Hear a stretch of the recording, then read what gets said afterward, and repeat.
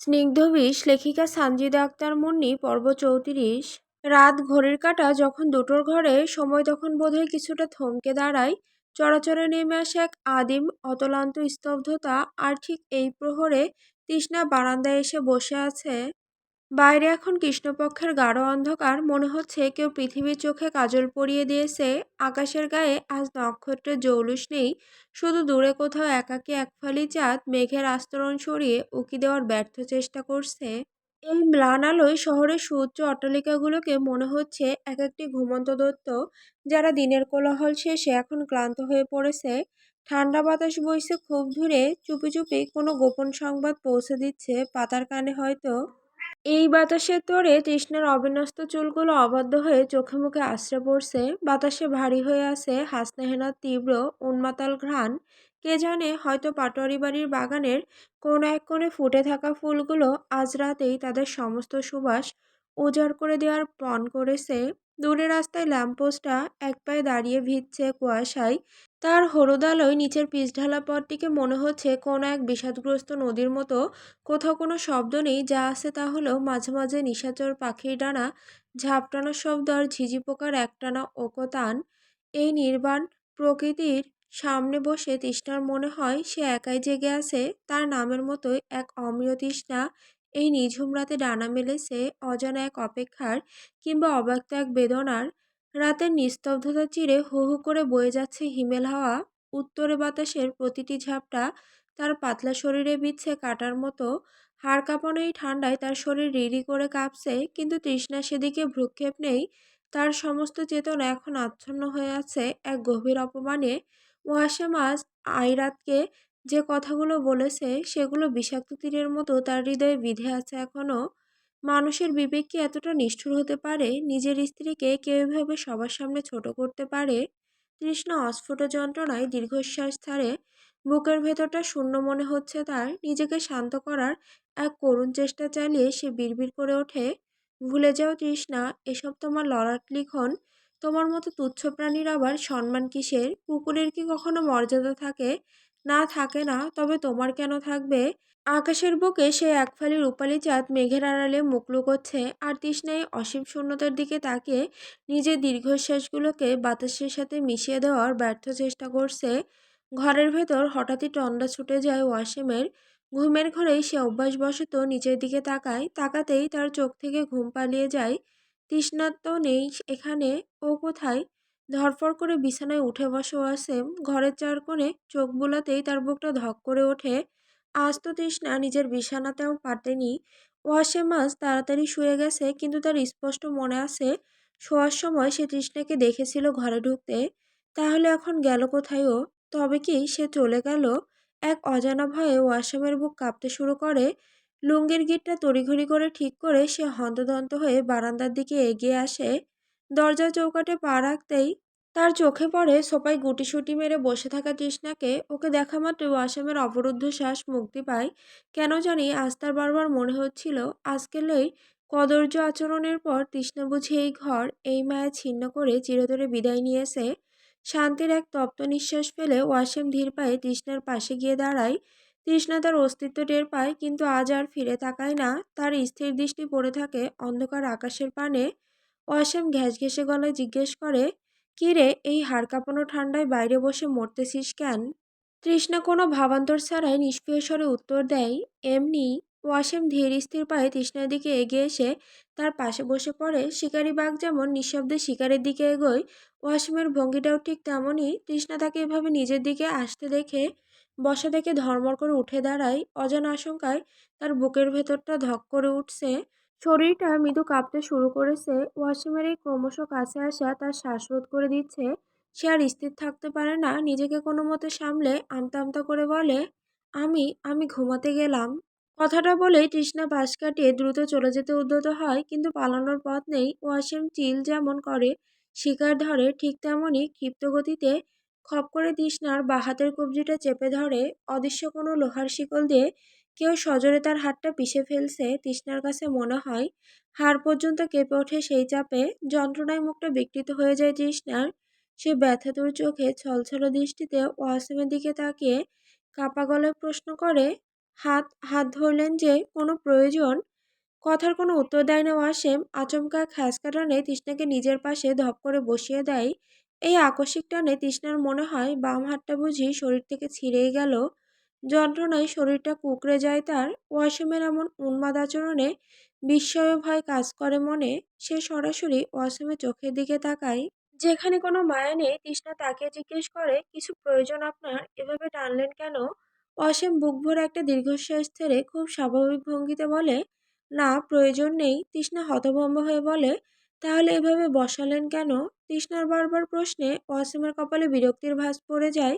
সে কড়া চোখে তৃষ্ণার ন্যায় তাকায়, গলায় ধমকের সুর তুলে বলে, আমি বলেছি বসতে, তাই বসবি। এত প্রশ্ন কেন করছিস? তৃষ্ণা আজ কেন জানি আর সে আগের মতো ভীতু হয়ে চুপ থাকতে পারে না। ভেতর ভেতরে জমে থাকা ক্ষোভটা হয়তো আজ বাদ বাঁধছে না। তাই সেও পাল্টা জব্বর একখান জবাব কষে দেয়, কি জন্য বসবো সেটা তো বলবেন, শুধু শুধু বসে থেকে কি করব? তৃষ্ণার মুখে এমন পাল্টা জবাব শুনে অসীমের তো গা জ্বলে যায়। সে রক্তচক্ষু নিয়ে তাকায় তৃষ্ণার মুখের দিকে আর চিবিয়ে চিবিয়ে বলে, ডানা গজিয়েছে তোর, মুখে মুখে তর্ক করছিস? আমার ইচ্ছে হয়েছে এখন তোকে পাশে নিয়ে বসবো, তাই বসিয়েছি। তোর কোনো সমস্যা? ওয়াসিমের এই অযৌক্তিক জেদের কাছে হার মানে তৃষ্ণা। সে চুপ হয়ে যায়, মাথা নিচু করে বসে থাকে পাথরের মূর্তির মতো। কী বা করার আছে তার? তার মতে ওয়াসিম পাগল হয়ে গেছে নিজের খামখেয়ালিপনায়, নিজেও বুঝতে পারছে না সে কি করছে। তৃষ্ণাকে নিস্তব্ধ বসে থাকতে দেখে ওয়াসিম ধীরে ধীরে নিজের মাথাটা তৃষ্ণার ওর উপর এলিয়ে দিয়ে চোখ বুজে নেয়। এই কোলে শুতে পারলে আলাদা শান্তি লাগে তার। ওয়াসিম আদেশের সুরে বলে শুধোয়, আমার চুলগুলো টেনে দে তো। তৃষ্ণার কাছে এই দৃশ্য নতুন নয়, আগেও বহুবার ক্লান্ত ওয়াসিম তার কোলে শুয়ে শান্তি খুঁজেছে। তৃষ্ণা পরম যত্নে তার চুলে বিলি কেটে দিয়েছে। অন্য সময় হলে ওয়াসিমের এই সান্নিধ্যে তৃষ্ণা খুশি হতো, কিন্তু আজ আজ তার মনের আকাশটা ভারী মেঘলা। আজ আর সেই ভালো লাগা কাজ করছে না তার। তৃষ্ণার ভেতরটা আজ এক অদ্ভুত বিতৃষ্ণায় ভরে আছে। সব কিছু কেমন বিরক্তিকর, অসহ্য লাগছে তার কাছে। তবুও সব অনিচ্ছা আর বিরক্তিকে বুকের ভেতর পাথর চাপা দিয়ে অনেকটা যান্ত্রিক পুতুলের মতোই তৃষ্ণা চুপচাপ অসীমের মাথায় আঙুল বোলাতে থাকে। ঘড়িতে এখন বেলা 11টা। শীতের সকালের মিঠা রোদ গড়িয়ে এখন বেশ তেজ বেড়েছে। মাথার ওপর সূর্য জ্বলজ্বল করছে। এলাকার বড় মাঠটা আজ কানায় কানায় পূর্ণ। ধুলো আর মানুষের ঘামে এক অন্যরকম নির্বাচনী সমাবেশের পরিবেশ। এটি মূলত তন্ময় চাচার সমাবেশ। নির্বাচনের আর মাত্র কয়েকটা দিন বাকি, তাই আজকের সমাবেশটা খুবই গুরুত্বপূর্ণ। ঝিমিয়ে পড়া জনতাকে চাঙ্গা করতে হলে একটা গরম ভাষণের দরকার। তৌসির ধীর পায়ে স্টেজে ওঠে। ওর হাঁটা চলায় কোনো জড়তা নেই, চোখে মুখে সেই চিরচেনা বেপরোয়া ভাব। সে তো আর পেশাদার নেতা হলে মানুষের সামনে দেখায়। সে সোজাসাপটা মানুষ। স্টেজে দাঁড়িয়ে মাইকটা হাতে নিতে স্পিকারে একটা তীক্ষ্ণ আওয়াজ হয়, আর সাথে সাথে পুরো মাঠের গুঞ্জন অনেকটা কমে আসে।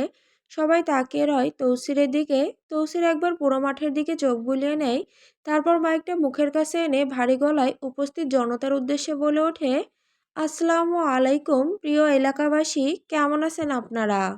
আপনারা নিশ্চয়ই জানেন আজ আমরা কেন এখানে সমবেত হয়েছি।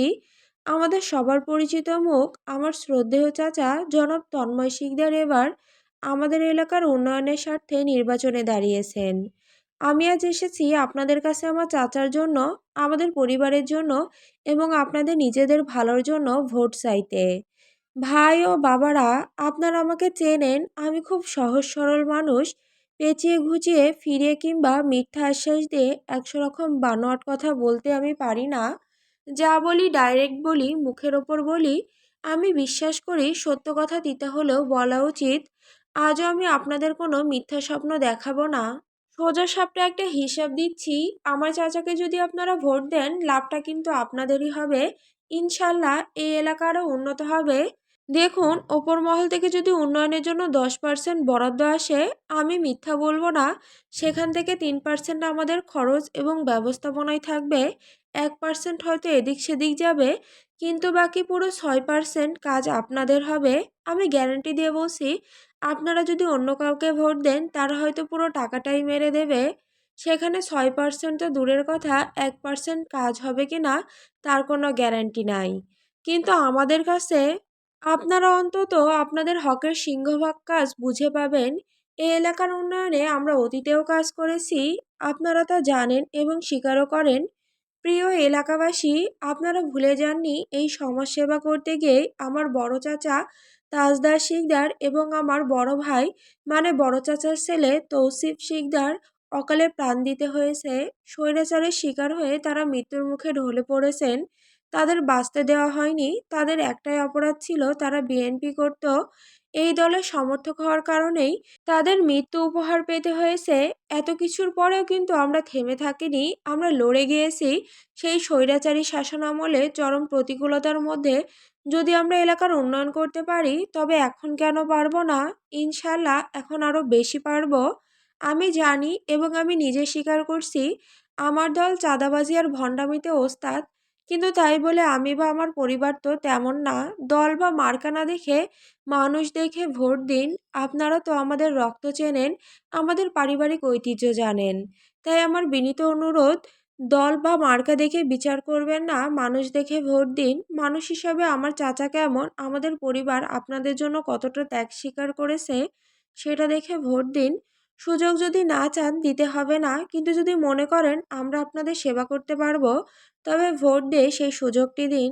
আমার চাচা জনাব তন্ময় শিকদারকে ভোট দিলে লাভ আপনাদেরই হবে। ধন্যবাদ সবাইকে। আসসালামু আলাইকুম। তৌসিফ তার বক্তব্য শেষ করে মাইকটা নামাতেই চারদিক থেকে করতালির আওয়াজে ফেটে পড়ল। উপস্থিত জনতার উচ্ছ্বাস আর গগনবিদারী হাততালি বলে দিচ্ছে কথাগুলো তাদের কলিজায় গিয়ে লেগেছে। তৌসিরের এই এক গুণ, যা পেটে তাই মুখে। অন্য 10 জন নেতার মতো সে তেল মেরে মিষ্টি কথায় মানুষকে ভোলাতে জানে না। সে যা বলে সোজাসুজি বলে, আর একবার কথা দিলে জান দিয়ে হলেও তা রক্ষা করে। এই বেপরোয়া সততার জন্যই সে এলাকাবাসীর চোখের মণি। মঞ্চের একপাশে বসেছিলেন নাজেম চাচা। তুলসী জনতার উদ্দেশ্যে হাত নেড়ে ধীর পায়ে হেঁটে গিয়ে চাচার পাশের চেয়ারটায় ধপাস করে বসে পড়ল। চোখে মুখে তার জয়ের আত্মবিশ্বাস। নাদিম চাচা তৌসিরের দিকে একটু ঝুঁকে নিচু স্বরে জিজ্ঞেস করলেন, কিরে তৌসির, জনগণ কি ভোট দিব? তোর কি মনে হয়?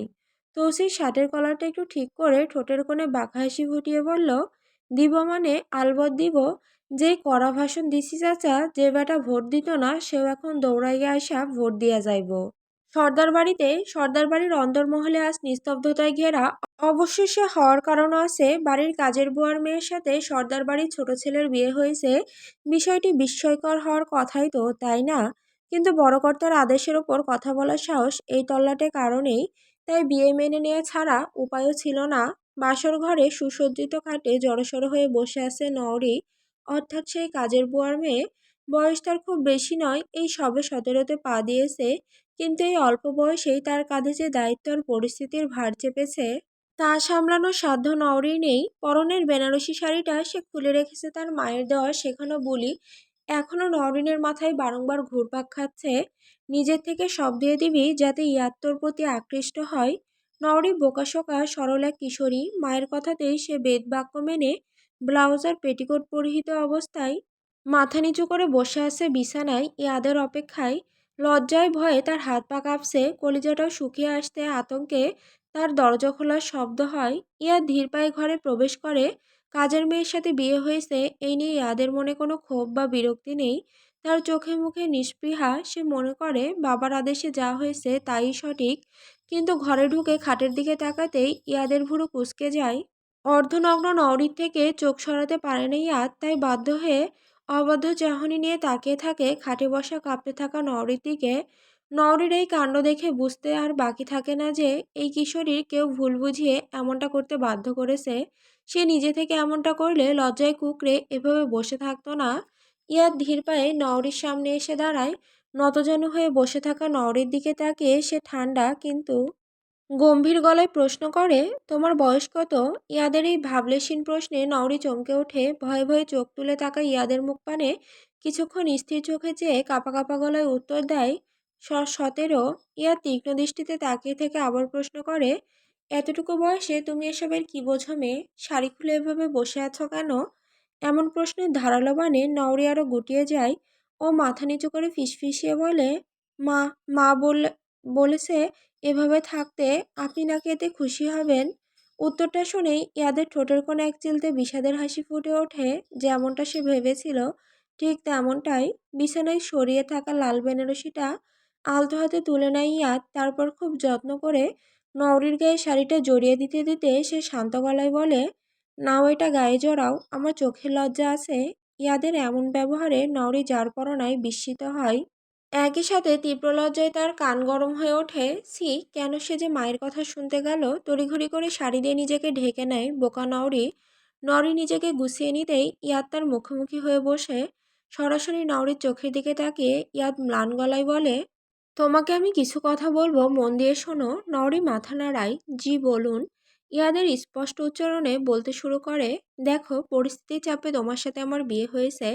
তোমার আর আমার পারিবারিক অবস্থান বা ক্লাস এক না হতে এতে আমার ব্যক্তিগত কোনো সমস্যা নেই, কিন্তু সমস্যা হলো অন্য জায়গায়। আমি অন্য কাউকে ভালোবাসি, তাই তোমাকে আমি স্ত্রী হিসেবে কোনোদিনও গ্রহণ করতে পারবো না। তবে তুমি এই বাড়িতে থাকতে পারো, যেহেতু তোমার যাওয়ার মতো অন্য কোনো জায়গা নেই। আমি তোমাকে আশ্রয় দেব, কিন্তু স্ত্রী হিসেবে অধিকার দিতে পারবো না। কথাগুলো নরের কাছে খুব জটিল মনে হয় না, সে অবুঝ হতে পারে, কিন্তু এটা বোঝার মতো বুদ্ধি তার আছে যে সর্দার বাড়ির ছেলের সাথে বুয়ার মেয়ের আসমান জমিন তফাৎ। সে জানতো ইয়াদ তাকে স্ত্রী হিসেবে মানবে না, তাই ইয়াদের প্রত্যাখ্যান তার বুকে কোনো ঝড় তোলে না। সে শান্তভাবে মাথা নাড়িয়ে বলে, আচ্ছা। নওরির এই সহজ স্বীকারোক্তি ইয়াদকে অবাক করে দেয় বেশ কিছুটা, সাথে বিচলিতও করে দেয়। ইয়াদ তো ভেবেছিল এই শুনে নওরি কাঁদবে কিংবা অনুনয় করবে, কিন্তু নওরির এই নির্লিপ্ত মেনে নেওয়া ইয়াদকে এক মুহূর্তের জন্য বাকরুদ্ধ করে দেওয়ার জন্য যথেষ্ট। বিস্ময় আর কৌতূহল নিয়ে কিছুক্ষণ চুপ থেকে ইয়াদ উঠে দাঁড়ায় আর দীর্ঘশ্বাস ফেলে বলে, তুমি ফ্রেশ হয়ে একটা পাতলা আরামদায়ক কাপড় পরে নাও আর বিছানার এই ফুলগুলো সরিয়ে শুয়ে পড়ো, আমি একটু পর আসছি। নওরি মাথা নিচু করে বসে আছে আর ছোট ঠোঁট দুটো কেঁপে ওঠে। অস্ফুট স্বরে একটি শব্দে বেরিয়ে আসে, আচ্ছা। এই একটি শব্দের পেছনে যে কতটা অসহায়ত্ব আর অনিশ্চয়তা লুকিয়ে আছে তা নওরি নিজেও হয়তো জানে না। ইয়াদ ঘর থেকে বেরিয়ে যায়। ইয়াদ সর্দার বংশের নাম বহন করলেও আসলে ওমর সর্দারের রক্ত সন্তান নয়, পালিত সন্তান সে। অথচ সর্দার বাড়ির আভিজাত্য আর দাপট তার রন্ধে রন্ধে। ৩১ বছর বয়সী এই মানুষটি পেশায় একজন কুখ্যাত অপরাধী আইনজীবী। আইনের মারপ্যাচে অপরাধীকে নির্দোষ প্রমাণ করাই যার নেশা, তার জীবনে নওরির মতো এক সরল কিশোরীর আগমন কোনোভাবেই খাপ খাওয়ার মতো না, খাওয়ার মতো না। তাই হয়তো সে বিয়েটি মেনে নিয়েও নিল না। ইয়াদ যেতেই ঘরটা নওরির কাছে আরো বেশি হাহাকার করে ওঠে। নওরি ধীরে ধীরে বিছানা ছেড়ে উঠে দাঁড়ায়। সাজানো বাসর ঘরের চাকচিক্য তার চোখে আজ বড্ড বেমানান ঠেকছে। সে একবার পুরো ঘরে চোখ বুলিয়ে নেয়। বড় বড় আলমারি, শৌখিন আসবাব আর দামি পর্দার আড়ালে নিজেকে বড় বেশি তুচ্ছ মনে হচ্ছে এখন তার। ইয়াদের নির্দেশ মতোই সে নিজেকে ফ্রেশ করে নেয়। ভারী সাজার গয়নাগুলো বিসর্জন দিয়ে একটা ঢিলেঢালা সুতির পোশাক পরে নেয়। তারপর বিছানার এক কোণে জড়সড় হয়ে শুয়ে পড়ে। চারিদিকে ফুলের সুবাস, যেখানে আনন্দ দেওয়ার কথা সেখানে তা যেন তাকে দম বন্ধ করা এক যন্ত্রণার দিকে ঠেলে দিচ্ছে। নড়ে দু চোখে ঘুম নেই। জানালার ফাঁক দিয়ে আসা চাঁদের আলোয় সে ছাদের দিকে তাকিয়ে আছে। কয়েক ঘন্টার ব্যবধানে তার জীবনের সবটুকু ওলটপালট হয়ে গেল। বুকের ভেতর চিনচিনে ব্যথা করছে বোধহয়। হাজারটা সুই একসাথে বিঁধছে। মায়ের কোল ছাড়া সে কোনোদিন এক রাতও কাটায়নি, অথচ আজ এই অচেনা মহলের এক বিজাতীয় গাম্ভীর্যের মাঝে সে সম্পূর্ণ একা। অচেনা ঘর, অচেনা মানুষ আর এক অনিশ্চিত ভবিষ্যৎ, সব মিলিয়ে নওরির 17 বছর বয়সী মনটা কানায় কানায় বিষাদে ভরে উঠল আজ। সে কি করে পারবে এই মরুভূমিতে নিজের অস্তিত্ব টিকিয়ে রাখতে? রাত এখন ঠিক 4টে। নিস্তব্ধতার চাদরে মুড়ে আছে চরাচর। ইয়াদের দুহাত তাজা উষ্ণ রক্তে রঞ্জিত। হয়তো কোনো বিমূর্ত চিত্রকর তার ক্যানভাসে লাল রঙের আঁচড় কেটেছে। ইয়াদের রক্তে লোহিত বর্ণ আঙুলের ফাঁকে ধরা একখানা প্রাতকালীন সংবাদপত্র। সংবাদপত্রের কাগজের বুকে ঔদ্ধত্যের হাসি নিয়ে তাকিয়ে আছে তৌসির। বলতে গেলেই ইয়াদেরই প্রতিচ্ছবি, ছবির নিচে তার কীর্তিগাথা। তবে তৌসিরের ব্যাপারে যা লেখা তা মূলত ব্যঙ্গ করছে ইয়াদের বর্তমানকে। পত্রিকার দিকে তাকিয়ে ইয়াদের ঠোঁটের কোণে ফুটে ওঠে এক হিমশীতল বক্র হাসি। সে ঘরের ভেতর প্রবেশ করতে করতে নিজের মনেই আওড়ে যায় স্বগতোক্তি, তৌসির, একই মায়ের গর্ভ থেকে একই সময়ে ভূমিষ্ঠ হলাম তুই আর আমি, অথচ কাগজে তোর বয়স 34 আর আমার 31। সময়ের অঙ্কটাও তুই বদলে দিয়েছিস। তুই মানুষ নস রে তৌসির, তুই এক ধুরন্ধর জাদুকর যে নিজের আয়ু নিয়েও পৃথিবীর সাথে জুয়া খেলতে জানে। যথার্থ এক জানোয়ার তুই, ঘৃণা ভরে বিড়বিড় করতে করতে কক্ষে প্রবেশ করে ইয়াদ। দরজার এপাশে তার জন্য বোধহয় অপেক্ষা করছিল এক ভিন্ন দৃশ্য। কক্ষে প্রবেশ করতেই তার চোখ পড়ে বিছানায়। বিছানা জুড়ে ছড়ানো অজস্র রক্তগোলাপের পাপড়ি, আর তার ঠিক মাঝখানে নিশ্চিন্তে সুপ্ত নওরি। দেখে মনে হচ্ছে পাপড়ির সাগরে ভাসমান এক পদ্ম। ইয়াদের মনে পড়ে যায় একটু আগের ঘটনা। সত্য অন্য এক নারীর প্রতি ইয়াদের আসক্তির কথা জেনেও যে মেয়েটি একবারের জন্য প্রশ্ন তোলেনি, বরং নীরব সম্মতিতে মেনে নিয়েছে সবকিছু। নওরির এই নির্বাক আত্মসমর্পণ ইয়াদের পাষাণ হৃদয়ে এক ভালো লাগার শিহরণ জাগিয়ে দিয়েছে। হাতের রক্তমাখা পত্রিকাটা ঘরের কোণে অবহেলায় ছুঁড়ে মারে ইয়াদ। তারপর ধীর শপথ পায়ে এগিয়ে যায় ওয়াশরুমের দিকে। ওয়াশরুমে গিয়ে পানির কলটা ছেড়ে দিয়ে প্রথমে এক দীর্ঘক্ষণ ধরে ধুয়ে নেয় নিজের রক্তাক্ত হাত জোড়া। জলের স্রোতে লাল রং ফিকে হতে থাকে। হাত ধোয়া শেষ হলে প্যান্টের পকেট থেকে বের করে আনে দুটো ধারালো ছুরি। ইস্পাতের ফলা থেকে পানির ঝাপটায় ধুয়ে মুছে সাফ করে নেয় হত্যার শেষ চিহ্নটুকু। কিন্তু কাজ এখনো বাকি। শার্টের বুক পকেট থেকে অতি সাবধানে ইয়াদ বের করে আনে দুটো পিচ্ছিল গোলাকার বস্তু। মানুষের চোখের মণি। আজ যে শিকারকে সে নির্মমভাবে হত্যা করেছে তারই অস্তিত্বের শেষ সাক্ষী এই চোখ দুটো। ইয়াদের চোখে মুখে কোনো ভাবান্তর নেই। মণি দুটো নিজের দুই হাতের তালুতে নিয়ে প্রবল আক্রোশে কষলে পিষে ফেলে সে। তারপর ছোট ছোট টুকরোগুলো বেসিনের পানির স্রোতে ভাসিয়ে দেয়। রক্তের দাগ, পাপের চিহ্ন সব ধুয়ে মুছে সাফ হয়ে যায় মুহূর্তেই।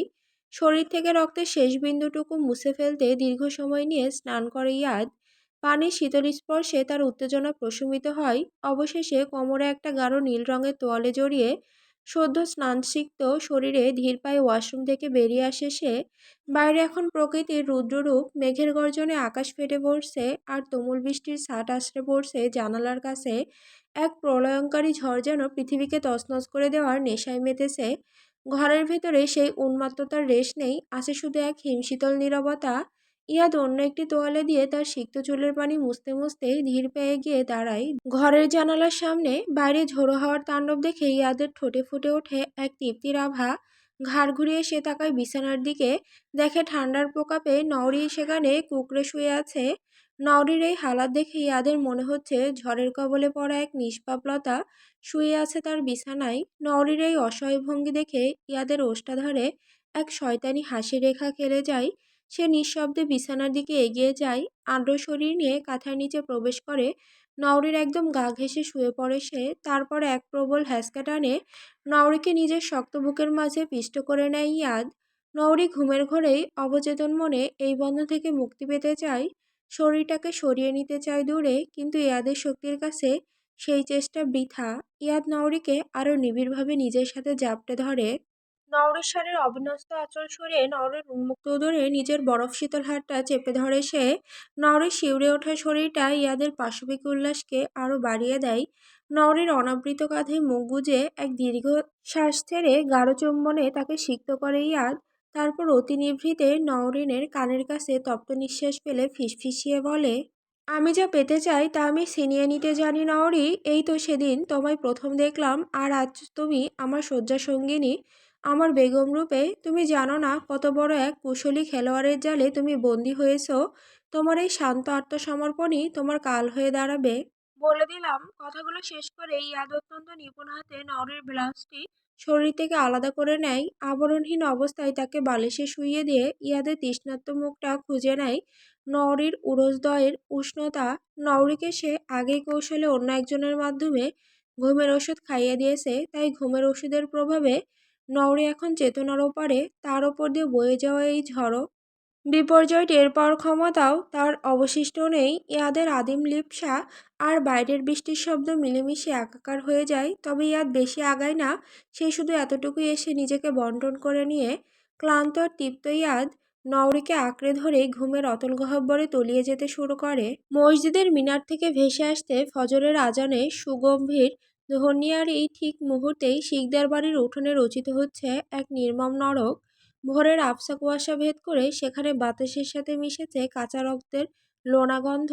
তৌসির আজ আর মানুষ নেই, মনে হচ্ছে ওর সত্তা গ্রাস করেছে কোনো এক আদিম হিংস্র পশুর সত্তায়। বাড়ির উঠোনের প্রবীণ কদম গাছটির সাক্ষী হচ্ছে এক হাড়হিম করা দৃশ্যের। গাছটির শক্ত ডালে উল্টো করে ঝোলানো হয়েছে একটি জীবন্ত দেহ। অবাকা লোকটির চামড়া এখন শরীর থেকে বিচ্যুত হচ্ছে তৌসিরের হাতের নিপুণ কিন্তু পৈশাসিক টানে। ধারালো ব্লেডের প্রতিটি পোঁচে লোকটির শরীর মুচড়ে উঠছে, কিন্তু আফসোস, হাই, তাহার বাঁচার কোনো উপায় নেই। জ্যান্ত শরীরে চামড়া ছেঁড়ার শব্দ যে কতটা ভয়াবহ হতে পারে তা কানে না শুনলে বিশ্বাস করা কঠিন। লোকটির কণ্ঠনালী চিরে বেরিয়ে আসতে চাইছে আর্তনাদ, কিন্তু যন্ত্রণার তীব্রতায় তা গোঙানিতে রূপ নিয়েছে। তার জিহ্বা অর্ধেক বেরিয়ে ঝুলে পড়েছে, চোখ দুটো কোঠর থেকে ঠিকরে আসছে হতভাগা শিকারীর। তৌসিরের দুই হাত রক্তে চপচপ করছে, কনুই বেয়ে উষ্ণ রক্তের ধারা চুইয়ে পড়ছে শ্যাওলা ধরা মাটিতে। সাংবাদিক ছিল এই লোকটি, তৌসিরদের নুন খেয়েই এতদিন গুণ গাইত, কিন্তু লোভের বশবর্তী হয়ে ফনা তুলেছিল ব্ল্যাকমেইলের। এই বিশ্বাসঘাতকতারই চূড়ান্ত মূল্য চোকাতে হচ্ছে তাকে। যন্ত্রণায় ছটফট করতে থাকা লোকটির দিকে তাকিয়ে তৌসিরের চোখ জ্বলে ওঠে। গলার স্বর নামিয়ে হাড়হিম করা ঠান্ডা গলায় ও হিস হিস করে বলে, সাওয়াসিরিয়া কাওয়ারে খাওয়াইয়া দিমু বলছিলাম না? মাগির পোলা, গাদ্দারি করলে কলিজা ছিঁড়া ফেলাই, তারপরও করলি কেন?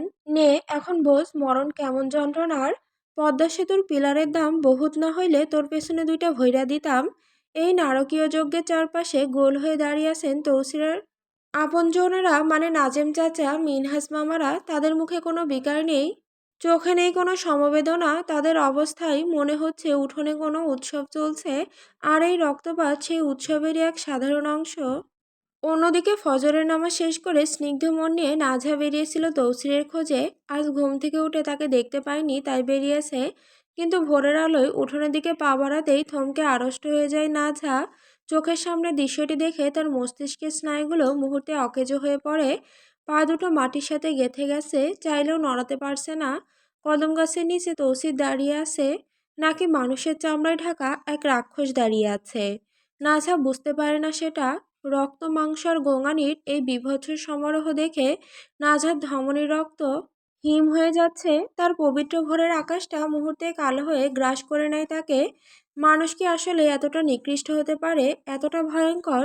নাজহার স্তব্ধ চোখের তারায় এখন কেবলই এক অবিশ্বাসের ঘোর নিয়ে তৌসিরের দিকে তাকিয়ে আছে।